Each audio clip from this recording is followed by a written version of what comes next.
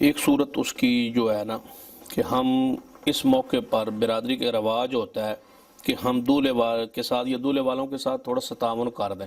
سارے تعاون کریں گے تو چلو اس کا کچھ نہ کچھ جو ہے اخراجات میں معاونت ہو جائے گی. اگر یہ ارادہ اور یہ نیت ہو دینے کی تو اس معاملات کی حد تک تو یہ جائز ہے. دوسری صورت یہ ہے کہ ہم برادری کی یہ رسم ہے کہ ہم اس کو دیتے ہیں اور اس سے زائد لیتے ہیں. 500 دے آئے، اب اس نے 500 تو دینا ہی دینا نہیں، یہ اس پر قرض ہے.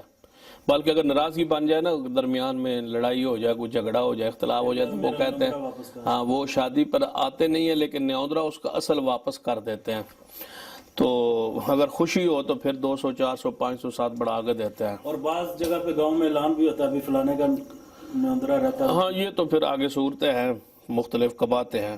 اگر یہ صورت ہو نا کہ وہاں سے 500 دینا ہے اور 1000 لینا ہے تو یہ سود کی صورت ہے، تو اس سے بچنا ضروری ہوگا.